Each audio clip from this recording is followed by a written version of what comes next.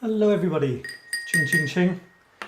I'm actually less organised than I thought I was going to be, but I've kind of forgotten how to do these things. But anyway, welcome to the first feedback session and question and answer session on the 5-day photo fun event that we're enjoying already. And I'm just going to try and show you my face. There we go. It's 𝗪𝗪𝗧𝗢 and well, a lot of you have been taking part. We've got over 30 people doing this. It's not a challenge. I'm calling it an event. I've done challenges before. It was okay, but this idea of challenge, well, I decided to drop it and call it something else. I'm calling it an event, and I'm putting the word fun in there and the word photo in there and the word 5-day. So it's been amazing. The very first day, even though I think there was some problem with the time everybody got access to it around the world, still we've got hundreds of comments on the first day's activity, despite a scrappy video as well. I took the video next to the, well, it's no secret now, next to the Eiffel Tower for the up assignment, and little did I know, but the reception was awful. But anyway, you still managed to contribute tons and tons of up pictures, and we're going to look at them today. That's what we're going to do. Just wanted to quickly acknowledge those of you, I'm just trying to see if I can do this, acknowledge those of you who have joined, because I really appreciate it. Over 30 people have decided to do this with me, and you can, by the way, you can leave questions or comments. I will have a look at your comments as we go through this, but most of all, I'm just going to have a quick look at the site where you watch the videos and stuff to make sure that you know how that works. And then I'm going to look at your photographs and spend the entire, maybe up to an hour, the entire time looking at your photographs and doing two things: appreciating them and also, you know, anything that comes to my mind. So I'm just going to appreciate all of you who have joined this challenge. Thank you very much. To the early adopters, I'm not sure if this is in order: Alice, 𝗏𝗛𝗢𝗧, Chris, Dorothy, Jean, Yaruska, Nazanin, Trish, Diane and Thomas. So thank you guys. We've got another batch: Teresa, Laurel, Tinkuta, Tini, Angela, Ronnie, Kirsten, Karen, Alison, Carrie and Casey. So I'm not giving second names, you know, we're all on first name terms here. You probably know who you are. And then there's even more. There's Loretta, there's Susan, there's Mary, there's Kathy with an I, Fatou, Rob, Jackie from Yorkshire. Jackie put a picture somewhere of a red letterbox, an English red letterbox. I felt so nostalgic. Anyway, Ruth, Beatrice and John. And on the last page, last but not least, Maria Antonietta from Italy and Clara. I don't know you, so I'm waiting to see your first photographs. Okay. It's day 2 now. For me, it's getting towards the end of day 2. It's a 5-day challenge. Most of you have contributed photographs. That means you've you've worked out the website, you've looked at the video, you've read the instructions, you've gone out and shot some photographs and you've posted them. That's fantastic. Some of you haven't started yet. Maybe you're not even watching this video. But if you haven't started now, well, when are you going to start? You know, it's day 2, there's only 5 days. So get out there, shoot those photographs. It only needs to be one photograph. And I think it was 𝗏𝗛𝗢𝗧𝗢 even just looked at her shelf after having watched the video and took a photograph. You know, it can be that easy. So this is for you. I'm doing it for you, folks. I want you to finish this week with some amazing photographs. And I'm just checking to make sure my microphone... This is the point after I've been talking about 10 minutes and I checked to make sure the microphone's working. I hope it is. This is for you to finish. I've tried to make it as easy as possible. 5 photographs, 5, count them. That's all you need to do to finish this successfully. Okay, I'm going to have a quick look at the website. So I'm going to share with you what you should be seeing every single day. And it should look something like this. And as you can see, you have the days remaining. Now the days go beyond Friday. You know, I've put it to Sunday. But after that, you know, we're kind of out of here. So make sure you consume the content and do the exercises within the week. That's the deal. And you'll make the most of it. So we've got you know, 5 days still left, but we're on the end of day 2. You should see this thing, it's your mission. Should you choose to accept it, which you have by signing up, shoot 5 fun new photos under 5 funky themes in just 5 fast days. To get excited about your photography again, discover new approaches, and have creative fun with Sab and friends. There's a little warm-up video where I tell you about your mission, and you have goals here. Now this isn't a serious program, it's very relaxed. I have a big masterclass which is much more, well, serious, longer, it's still relaxed, and I give you 3 goals. Now the goal you want to achieve, whatever happens, is goal number 1. The other 2 are completely optional. Goal number 1 is to make it worth your while doing this 5-day event. And goal number 1 is take 5 new photographs that you are really pleased with. That's what you should go for, 1 a day. You know, otherwise, why are you doing it? So go for that. You will love it. And already so many fantastic photographs in the group, even for day 2 now. Underneath this, you have the things that you need to do. This is the warm-up stuff. So you've done this. You've probably done this already. If not, just go through it quickly. It's really easy. There's nothing to do, really. Just join the Facebook group, stuff like that. So you've probably already done it. Tick them off. Every time you get this, you click here and you get some points and you get a nice little sound. So it's very exciting, isn't it? So you get all of those. And once you've clicked all of those off, you go on to the next thing. So here, for example, is what you should see for each day. It'll say the name of the day, and I don't give you the topic yet because otherwise you could see all the topics in advance. I want it to be a surprise. So you've got the video to watch, and underneath you have normally 3 things to do. Very easy. You watch the video, duh. You go and shoot what I ask you to shoot. I shoot Parisians personally. Who do you shoot? And then you share your effort in the group and comment. And leave a couple of comments on other people's as well. That's it. That is it. How easy could that be?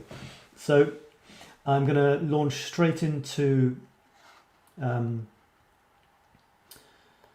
me see. Am I live? Yeah, I think I seem to be live. Someone said hello. Yaruska said hello.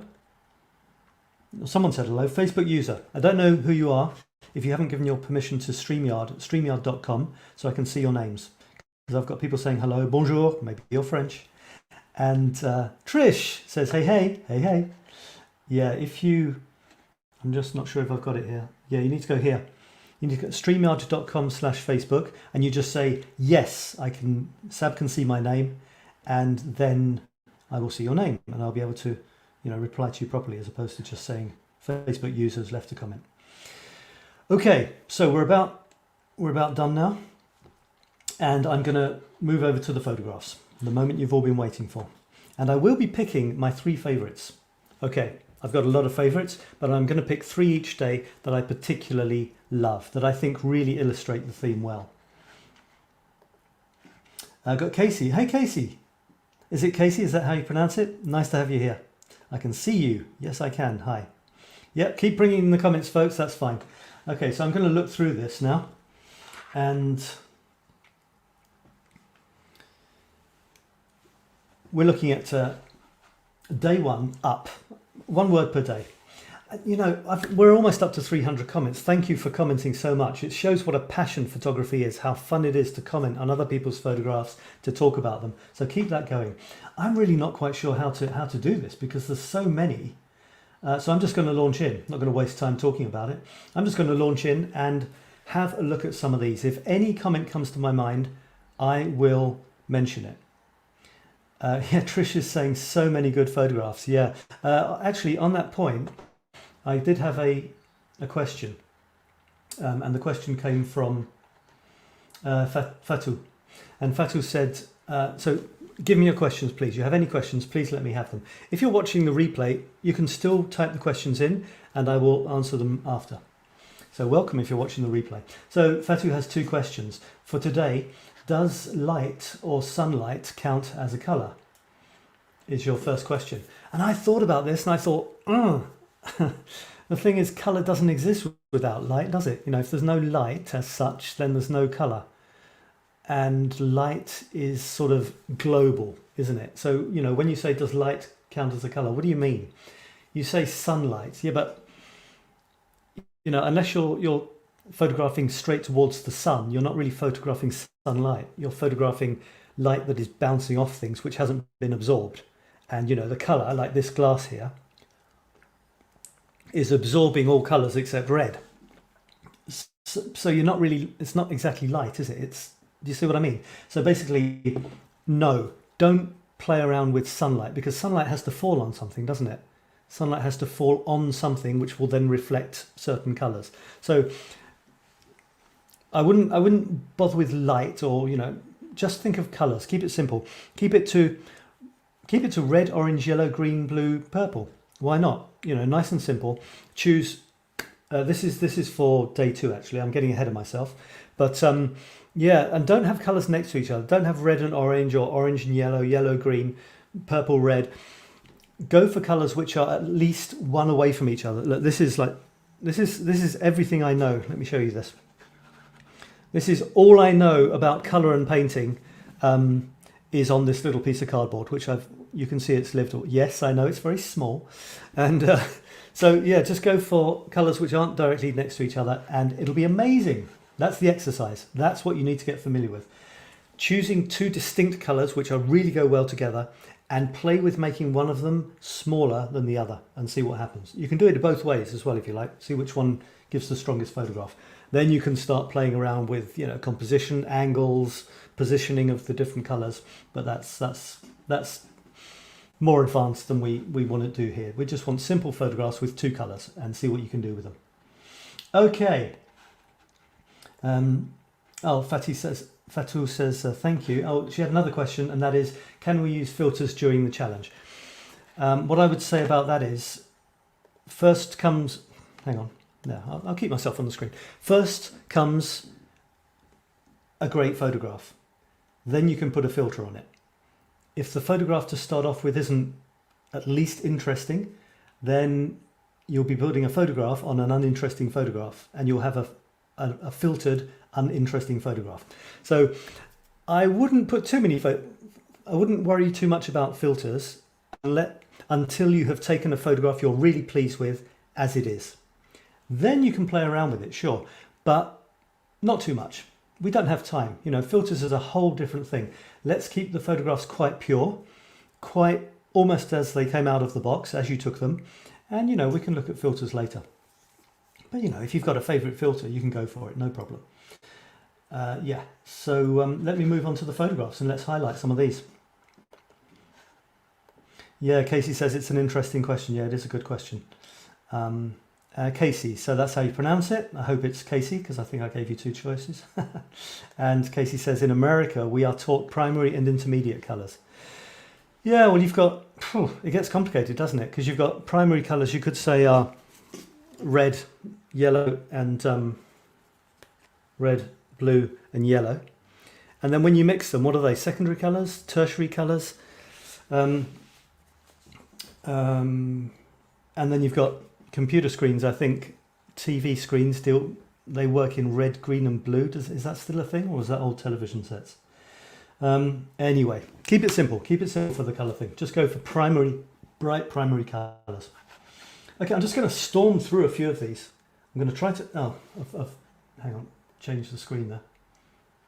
Okay, so this is from Dorothy, and I like this because it's a nice tall, thin thing. I'm Mr. Square guy. I'm very square, and I'm so into my square photographs. I've decided to devote my life to square photographs as a constraint within which I have to be creative.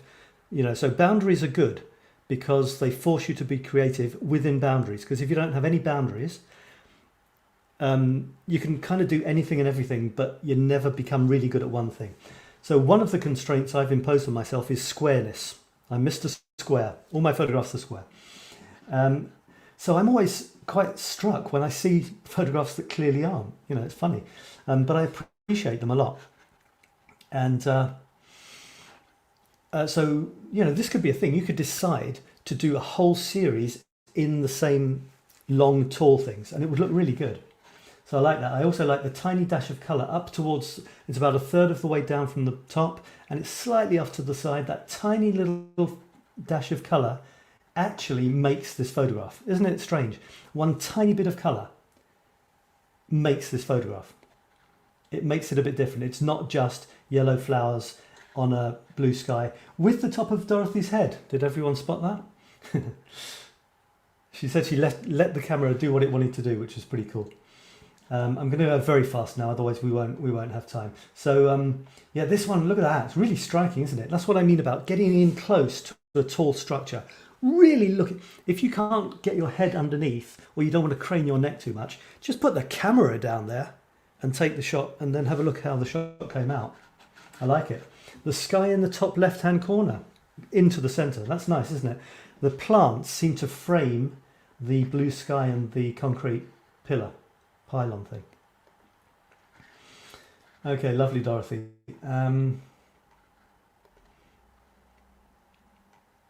Okay, John has contributed. Hang on, there's another one from Dorothy. I'm not sure if that's her. Okay, I'm just going to, because I don't have much time and I want to have a look at as many as possible, I'm going to go quickly. So John has seen pine trees. Yeah, all you have to do is look up and it's really impressive. You know what makes it even more impressive than just looking up like that? Is to literally put the camera so it's shooting up into the sky when you're surrounded by trees. And you have an amazing photograph where it's blue in the middle. Normally there's a bit of sky in the middle. And all these branches come in from all angles except in the middle. And if you can get a bird flying through that middle bit of blue, like take 20 extra points. So I would go even further than just looking. Actually, it's not that clear that he isn't just looking straight ahead. So you get in really close and tilt it up really a lot, and you get some mega impressive shots. Okay. Okay, so Maria Antonietta went around her garden and she got down low. I don't think these flowers are probably round about, maybe they're knee height or waist height or something. So she's got down and she's looking up at them, and it gives a completely different look, doesn't it? And she's gone around her whole garden, giving us some details. Isn't it lovely to be surrounded by nature? Up in the top left, you've got the green there in the bottom and up, moving up to the right slightly, framing the concrete wall with the soft lilac-y, pinky flowers. Very nice.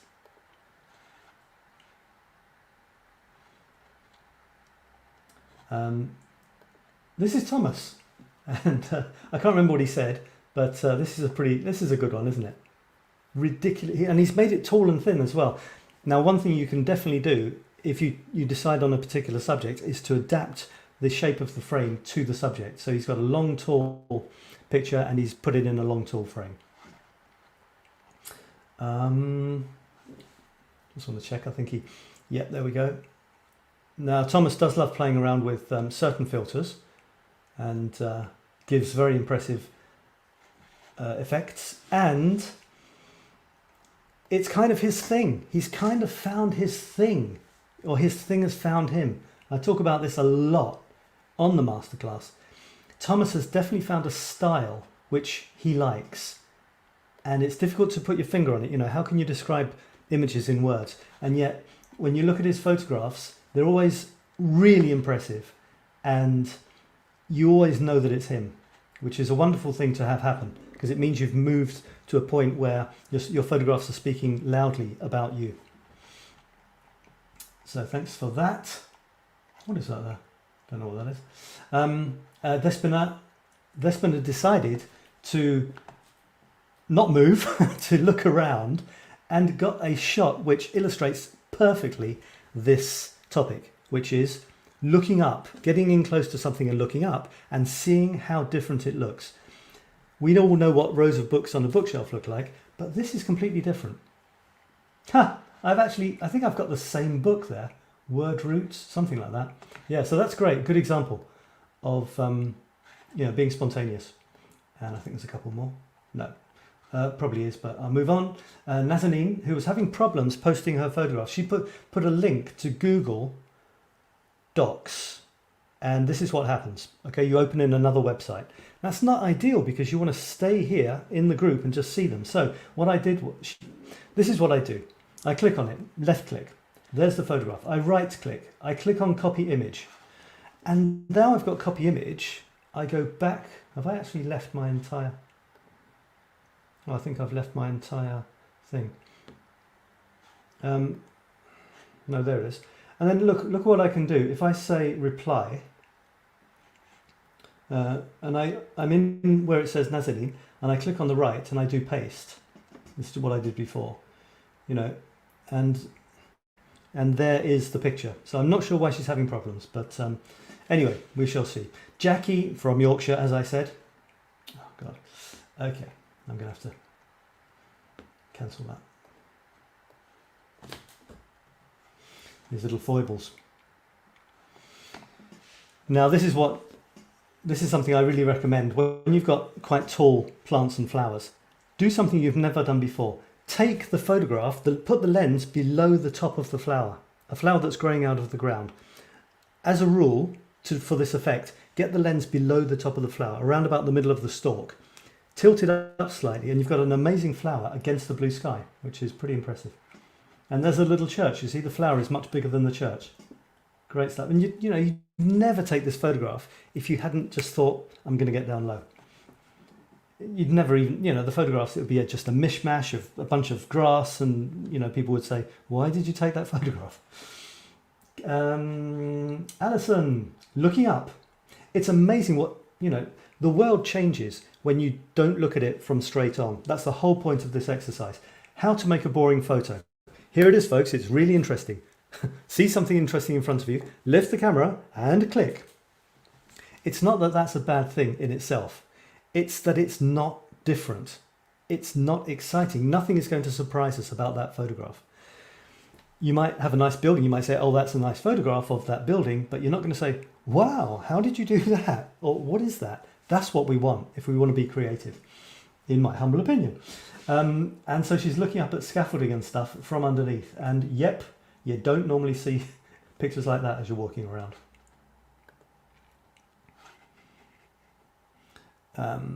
What have we got here? Yeah, I'm just looking to see if there's any new comments. Feel free to leave comments, folks. Haven't got any more so far. Okay, and Despina looking up towards pens, more things in her room. Chris, this is a nice one. She says, looking up from underneath my seat. I did get out of my chair first. It's almost abstract. You don't really know what it is. If she hadn't said it was a chair, I'd be trying to work out what it is. It's gorgeous colours. I don't know if she's played with them or not. Well, I can kind of guess. But you've got pinky red, you've got orangey red, you've got orangey yellow. And then this mishmash of lines and fabrics and stuff. Really, really interesting.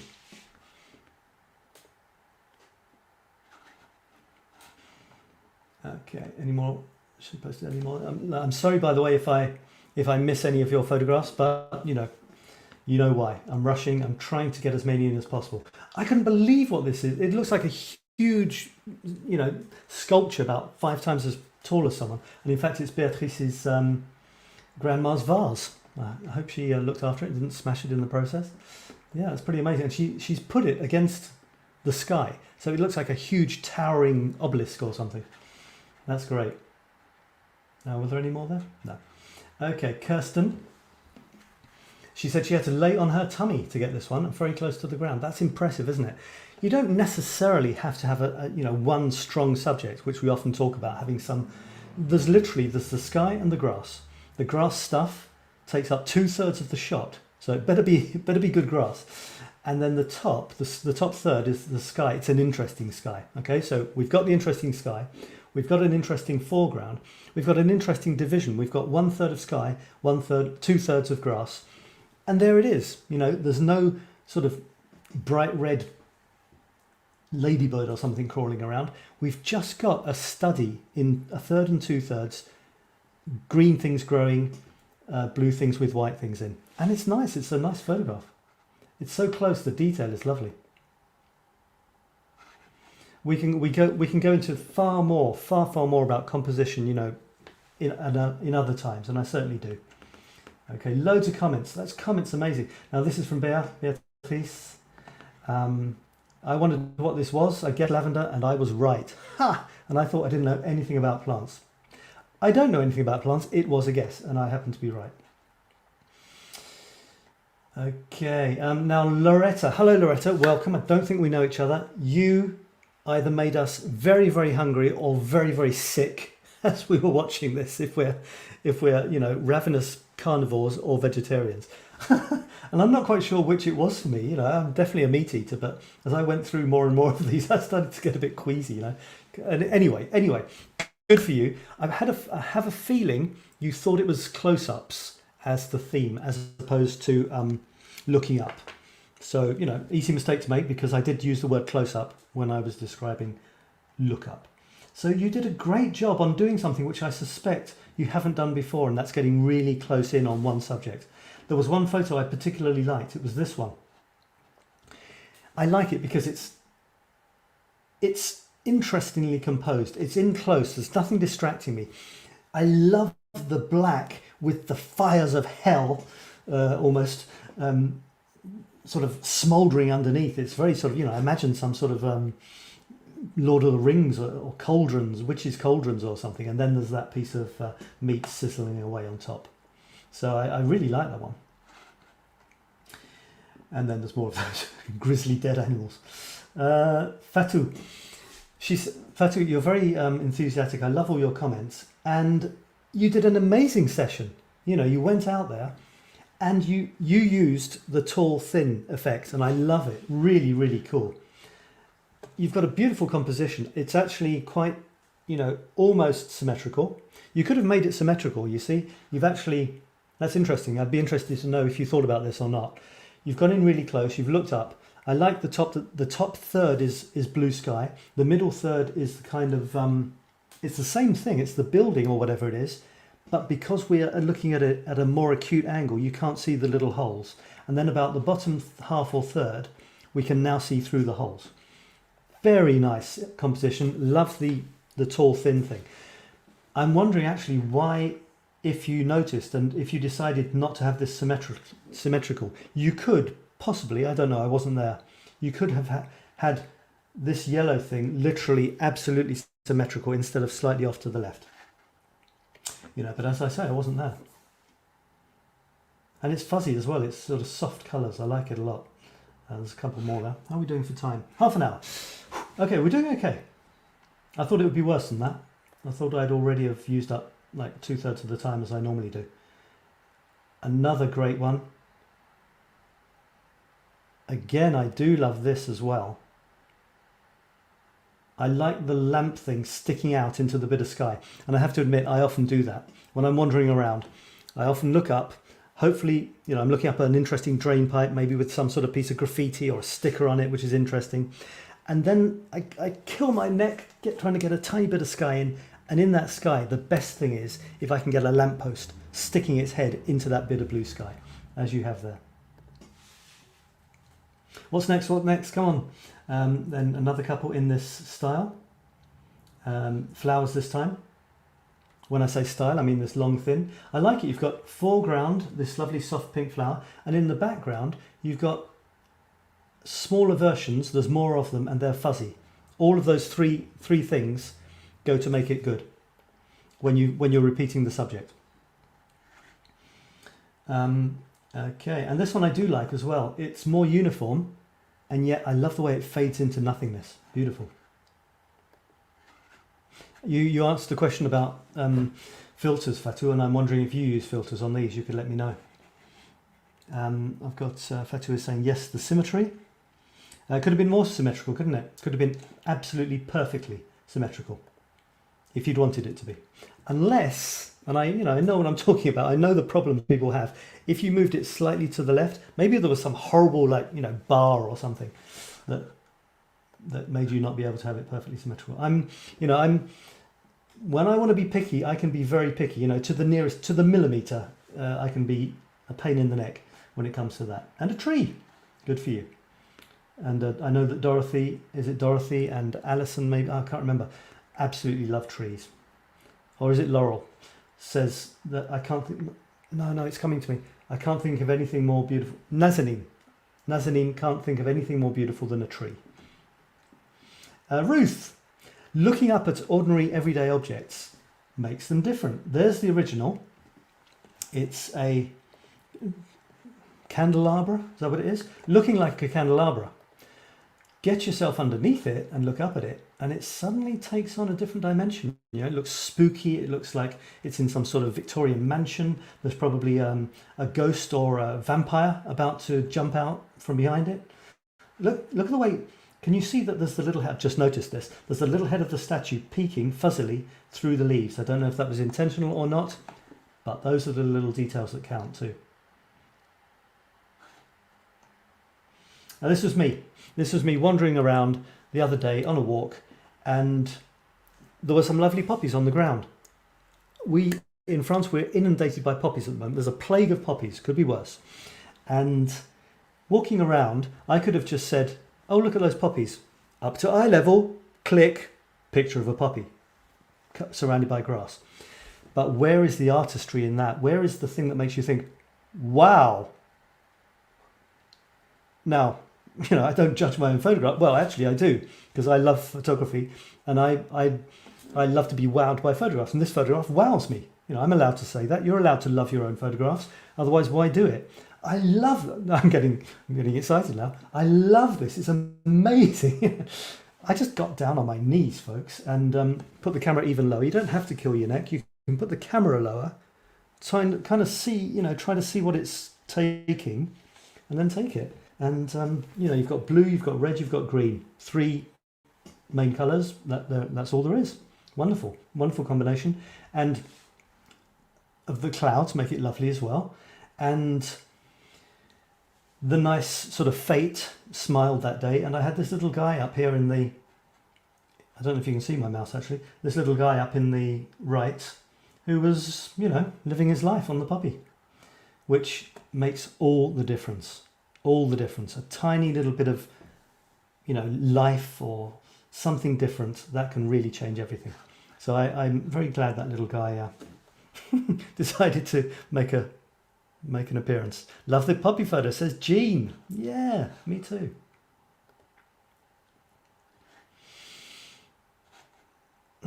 Okay, and Casey likes it too. Yaruska. Now this is a great example, both of turning an everyday scene into something completely abstract.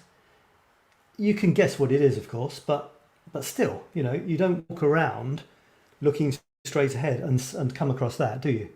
You'd have to be underneath some sort of bunch of stairs or something looking up. She's also under a plant. Also, the plant, the bits of the plant that look like that, echo, as far as I'm concerned, the steps or the understeps. And it's lovely to repeat themes, or, you know, have one aspect of a photograph sort of winking, as they say in French, winking at the other. In other words, saying, hey, look, we're quite similar. After you've looked up and there's a crazy thing, then you can start applying all sorts of other factors to make it a stronger photograph, you know, in terms of composition, colours and things. But right now I'm just looking at, did you look up? Did you look up and get an interesting shot? And the answer for everyone is yes, except those of you who didn't. I was joking with Yaruska when I said, wow, the night sky, those stars are really spectacular in Peru, aren't they? And she told me that it wasn't actually the night sky. Oh, I was disappointed. It was a ceiling with lights in. Beautiful shot though, wonderful shot. I love it when you leave a tiny bit of whatever is at the bottom, and then the whole rest of it is like an amazing sky. Less is often more in photography. You've got a tiny bit of horizon with a tiny bit of, I don't know, beach or sea or trees, and then the rest of the photograph is maybe a spectacular sky or something. That can be far more effective than the nightmare of having half land, half sky.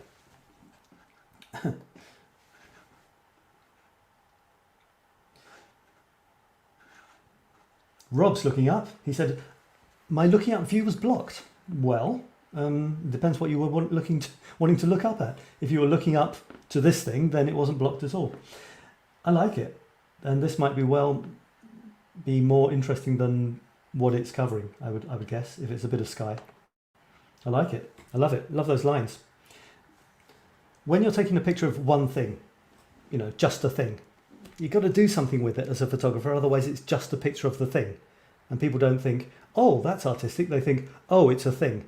They don't think, wow, look at the way the spokes radiate out from the bottom right. They would just think, oh, it's a parasol. So, you know, composition is everything. Even where you place every single one of those spokes, it looks like he may have placed the bottom left one goes into the bottom corner, bottom left corner, there's one going to the bottom right corner.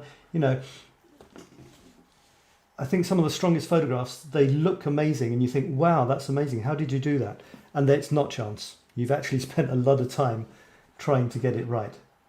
Not that you tell other people that though. Okay, and so here's Rob again, looking up at some flowers. Casey, we're on to Casey. You're on. Do give me comments or questions, folks. I'm very happy to have them, or even appreciation. But when you comment on a particular photo, let me know which one, because I might have moved past it. Yeah, this is a good example of just looking up it from a place you never would have before, and you know, a new world opens up, even if it's just trees. I'm a bit of a Casey says, yeah, no. All right, so I'm not gonna do in-depth critiques, you know, because my main aim for this week is to appreciate you taking photographs like you've never done before.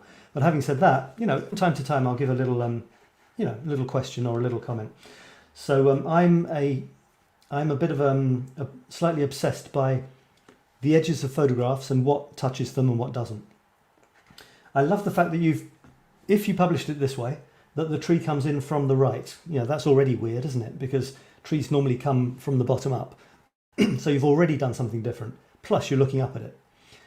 Then you might want to ask yourself, where do you want to chop it? Could it have been, I'm not a fan of chopping things, including people's, if you look at me now, I think this is going to work. You see my fingers are chopped by the edge of the frame there? That's not too nice, is it? You know, people, you know, or if I was talking to you like this. So it goes for trees as well. You know, every branch, every leaf is a part of the tree. It's part of a living thing. And if you chop it, it's kind of like you've chopped the tree off, you know. So ask yourself, what do I want to chop and what don't I want to chop? And if I'd been taking the shot, I might have gone for a square composition where there's less at the top and bottom, and I would also have had the leaves on the left not chopped, if it's possible. So it was all surrounded by blue. You know, there's always exceptions. I'm just giving you some initial thoughts. And the main thing that I always say to people, first and foremost, about their photographs, if they ask me, you know, is it a good photograph? Or first of all, I say, do you like it?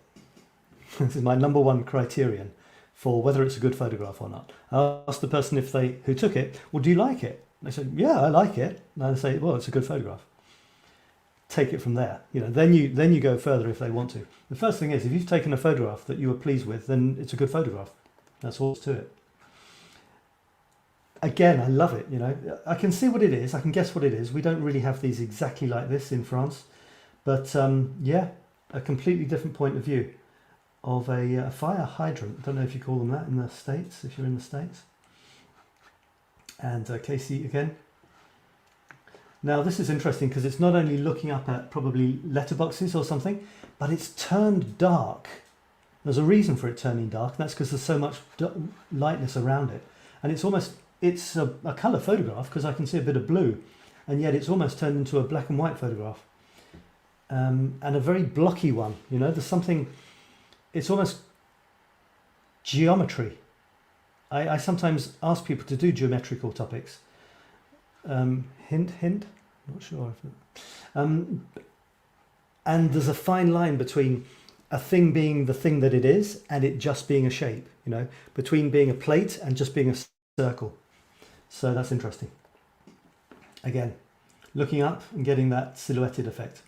And as I said in a comment somewhere, I think you could do one of those games where you take a bit of an object looking up from underneath it and people have to guess what it is, see who can guess it the fastest. Beautiful and historic hacienda in downtown Newport Richey. Know it well. No, I don't. So where are you? Are you in the south of the States with Spanish influence, something like that? and the bug's view of life. And I had a bit of a ponder. I thought, I often say, take photographs from an ant's eye view. And then I thought to myself, well, hang on a second.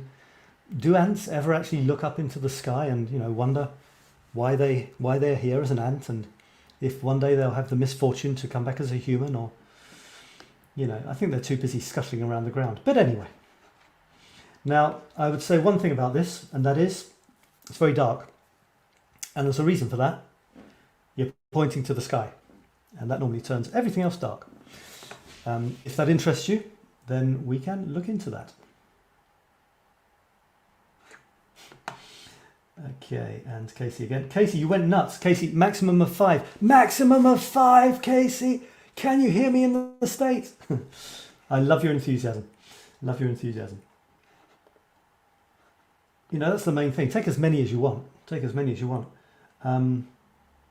Looking up at a mural. Isn't it crazy? You'd never take a photograph straight on at the bottom of a drain, which is maybe the bottom of a drain or a light or something. You'd never choose that as the subject, would you? Yet here we are. Here we have a photograph like you've never seen before. Never mind the mural.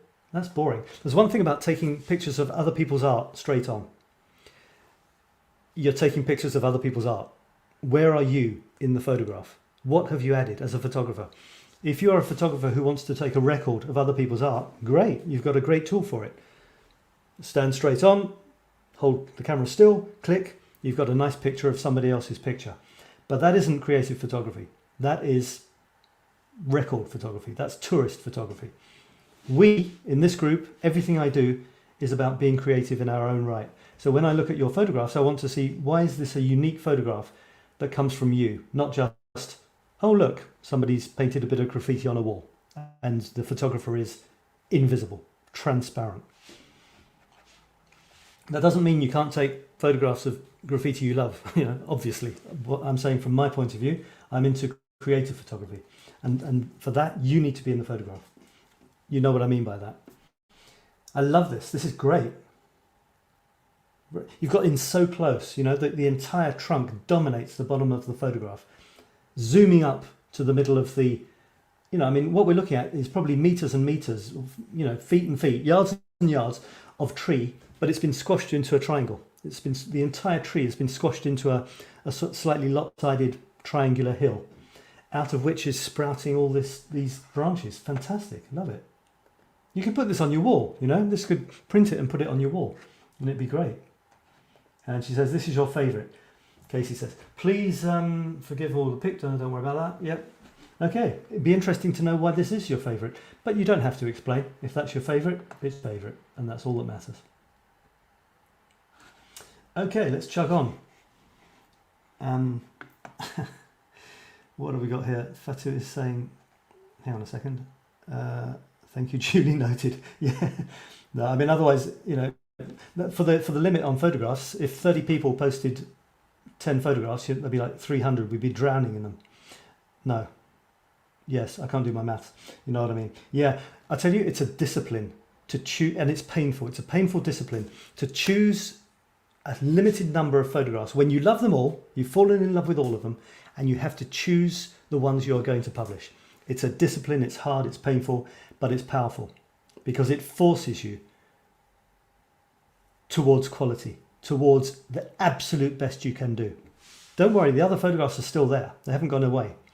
But again, less is more, as is often the case in many things. You publish less, but they are really amazing, really the best. They will be much harder hitting than if you publish, 20 and people get bored by number 8. It's like holiday photographs, please, someone. I remember my poor old grandfather, I'm always quoting this story, but I remember he went on a particular holiday to the mountains, and he liked photography, and he wanted to show us his mountain pictures. And he had a story for each mountain. The problem is they all looked the same, and he had about 100 photographs of mountains that looked the same, and each one he had some story about, and he was like, anyway, bless him. Less is more. Trish, we're on to spikiness. What does she say? This photo, I loved walking around my property and looking at different perspectives. Great. I like it. Getting really close as well. Is it a hedgehog? No, it's a cone. Looking up a tree. Love the bark. Even just bark can be a subject in its own right. Okay, I'm going to move on to this. This was really intriguing. This is what we're talking about. Crazy, spontaneous photograph where your doggy, I think it's a dog, stuck his head in, or her. That big eye there staring at you. And here we have another shot. An up nostril dog shot. There you go. Didn't think you'd be seeing one of those today, did you? Up dog nostril shot.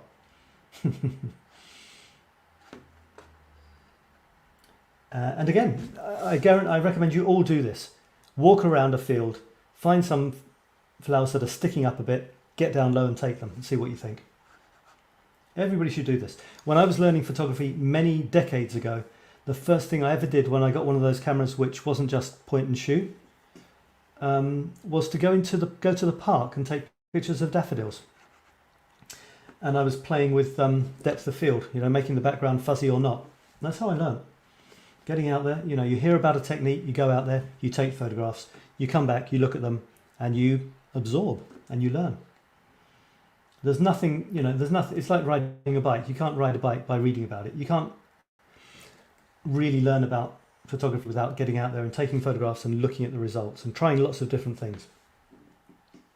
Why would you want to? You know, how boring would that be, not to take photographs? This is amazing from Jean. Apparently a huge branch from an oak fell. You know, it doesn't normally happen. They're not made to fall. There was no storm, no wind, no nothing, no anything. And apparently it was rotten inside and couldn't take the weight anymore. It had had enough. It jumped. It's a shame. But it's given her some pretty cool photographs. She's got two things in this photograph, it's just occurred to me, which is good. You can tell stories in photographs. The story is that there's the rent, the rip, the gash, the wound in the tree, and this is on the ground what used to be up there. So two parts to the same story, which is good. This is Alice's junkyard find. Oh my God, no, it's her precious garden sculpture. Sorry, I make fun of Alice. Wonderful Alice in Wonderland, and I suddenly realised that this actually is the symbol of infinity in her backyard sculpture. So all is forgiven. You can keep it. You don't have to take it back to the junkyard, Alice. Any more from Alice? Yeah, looking up bicycles, looking up telegraph poles, looking up churches, all sorts of things. Someone said that the next one, isn't that funny? We're just reduced to, especially when things get a bit darker and you can't see all the details, things are reduced to shapes. Like there's a bunch of, it almost reminds me of a flower with three little buds, three little flowers going off it, or something like that. We can play with nature, play with. Someone said that this one reminded them of peas in a pod, which is good. Funny peas in a pod. It does, doesn't it? It does. All right, we're moving on. We've got 10 more minutes. I'm going to get through as many as I can. Oh my God, this is Alice again. Being creative. I guess she put her camera on the floor. That's what you've got to do, folks. Not many of you have actually taken pictures of people from the ground up. That would be interesting. Diane with a beautiful boat, which apparently she says is a replica. And looking up at statues. Look at that. It's very impressive, isn't it? You know, get in really close. Don't take a statue from a distance. Well, you can if you want, but then go in close. Often there's a hand or something or a foot hanging down. Get under that hand, get under that foot and get really close to it and have the head of the statue behind it. And it'll be incredibly impressive. You know, this is a good example. She could have done even more. She could have almost filled the frame with the hand like this. Look, I'll try and do it. Filled the frame with the hand and had the eyes of the statue, had the eyes of the statue peeking through like that, you know, look at that. Ha! You know, I bet she could have done something like that. I mean, she basically has. I'm saying exaggerate it, do it even more. Amazing.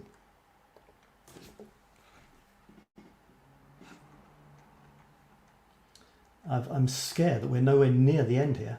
From Kathy, my rose garden. Looking up at a beautiful rose. Yep, she's below rose height there, I would say. That's the whole point. You can see the roses.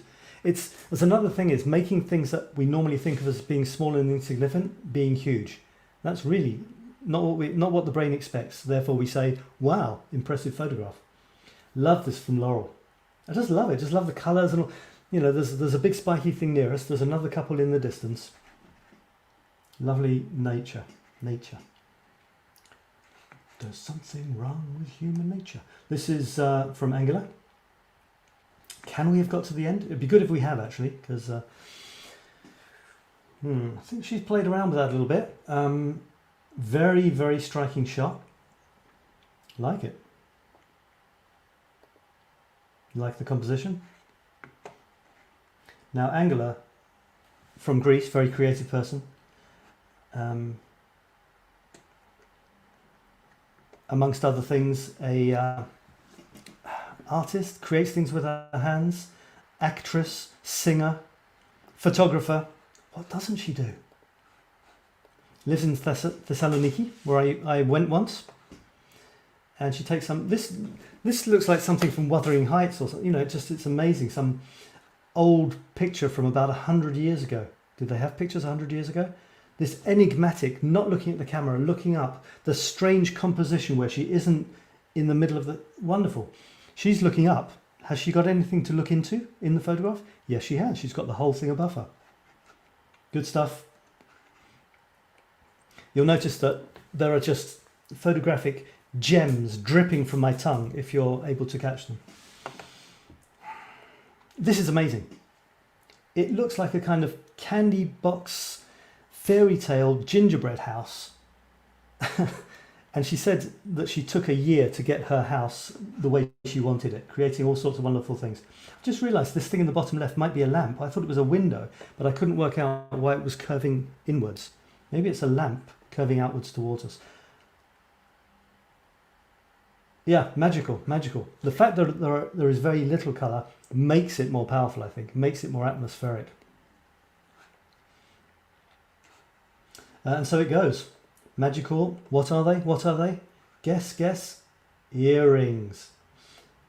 This has almost moved into the second day's project, hasn't it? In, 2 colours. Okay, we're chugging through. As is wonderful. We're getting conversations going. We're sharing music. What could be better? Here's another one. Contrast is such an important factor in photography. Contrast. Difference between 2 things. And yeah, it could be black and white, but it could be old and new. So we've got a new thing with an old thing in front of it. Love it.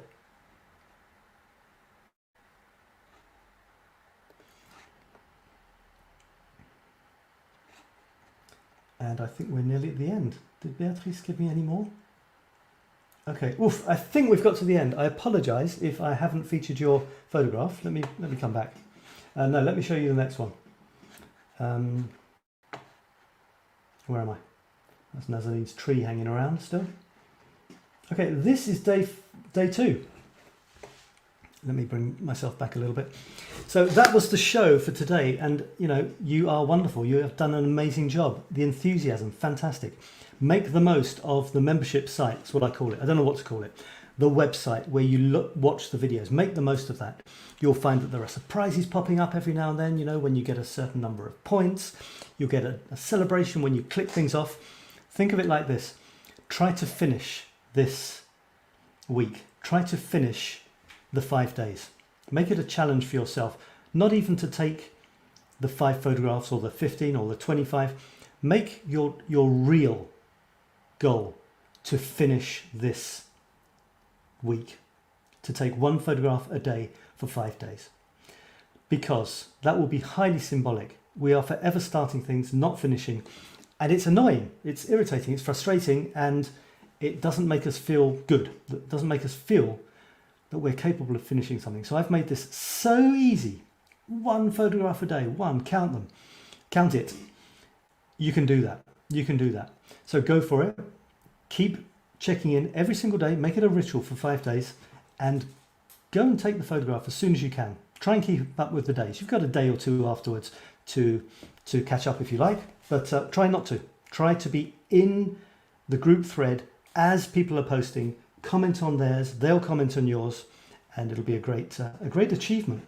So I'm going to call it a day, I think. Let me see what other comments we have. Love your photo, Casey, says 𝗪𝗡𝗢.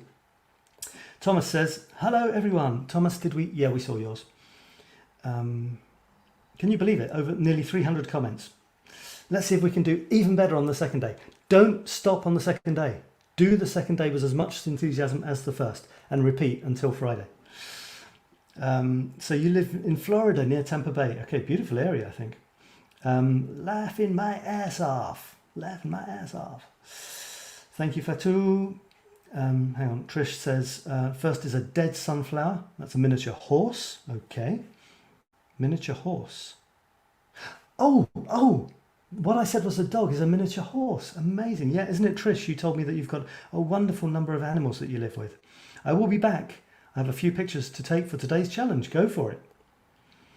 Hi, Nazanin. Nice to have you here. And your trees, the tree lover, like me. There were a few more from me. With a pedestrian bridge you liked. Jean, I might just quickly go back and try and find it. Honestly, I didn't show everybody, so I couldn't. There wasn't enough time. Okay, I'll try and find that, Jean. Yeah, there's an amazing bridge. Thanks for the advice. Yep, you're welcome. And hi, my friends from Alice. Hello, Alice. Nice to have you here. We got your chair. No, that was Chris's chair, wasn't it? Right, I'm going to very quickly see if I can find Jean's bridge by special request, and then I'm going to go away. Oh, I'm supposed to choose my favourite 3. This is where it's going to get very, very, very tricky.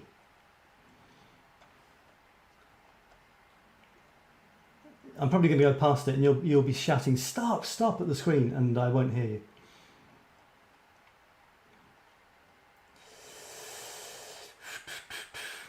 Oh, this one is beautiful, isn't it? This one is maybe one of my... Oh, sorry, that was mine. Go, go. It won't go. It won't go. Get off the screen. I'm not doing that on purpose. Okay. Jean, where are you? Lost your amazing bridge. Okay, I'll tell you straight away. One of these is going to be my favourites from 𝗪𝗡𝗢. And it's going to be... I think it's going to be this one. All right, so 𝗪𝗡𝗢, you are one of my top 3 picks for today. Love this photograph. And I will feature it somewhere. Watch out, you'll see it somewhere. Jean, where are you?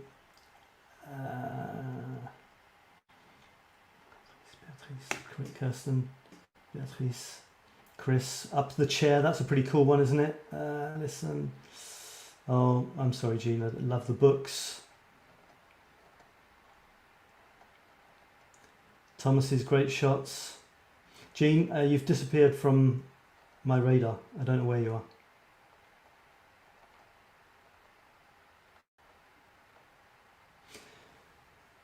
Okay, so there you go. So I'm going to choose 3. So one was from 𝗪𝗡𝗢 that I loved.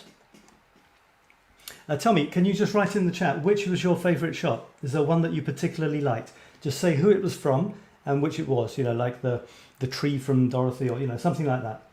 And as I'm looking for my favourites. Okay, so I do like, I love that shot. So I'm not going to choose it though. I do like those books. I kind of like the chair, actually, to be honest, looking up the chair's backside, as it were. Kirsten, yeah. Now remember, when I choose them, it doesn't mean that they're my favourites. They're just 3 that I come to mind that I really like. I'll tell you how I do choose photographs, and that's when they're different. There's something special about them. There's something different about them that has really grabbed my attention. And I like that one as well. I like that one. Or it might just be to appreciate someone. So, for example, I'm going to appreciate Casey because you were so excited about this, as were a few of you, and I'm going to choose my favourite one from yours. And I'm going to make it I'm going to make it this one here. I love the fact that you've just turned an entire tree into a triangular stump with all the things spouting out. So that's going to be number 2, not in any particular order. And I think I'm going to feature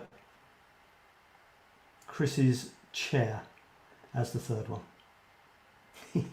Sorry, Jean, don't know what happened to your stunning bridge. Maybe if I can find it, I will. I'll show it again. Okay, so I'll choose those 3. Lots and lots of beautiful photographs there. Thanks for playing, and I've probably forgotten something I was going to say. Thanks for watching. And the abstract with the Jean is saying abstract with the stairs and leaves. Okay. Casey's saying thank you so much. You're welcome. Abstract with the chairs and leaves is one of my favorites. Okay, feel free if you're watching the replay or anytime, do say what your favorites are. I'm thinking of having some sort of poll, a vote, but I'm not prepared for it now, so I'll leave that till another day. Okay, folks, that's it. This has been Sab in Paris, enjoying all of your photographs, and got one from Casey. My favourite picture would have to be the one with the dandelion, I believe it was, with the little chapel or building far off in the background. Yeah, that was lovely. Yeah, the little church type thing with the big photograph, with the big flower in the foreground. Right. Yeah, so if you're watching, do leave your comments, and I will see them and reply to them if they require a reply. So thanks for playing, everyone, and day 2 is available. I'm trying to make day 3 available earlier, so maybe in about 5 hours from now, day 3 will be available, so that everybody has as much time as possible. And there you go. Happy snapping, and can't wait to see what you come up with next. Bye for now, everyone. Take care. And have a nice evening, day, whatever it is, time you are, where you are. Bye for now.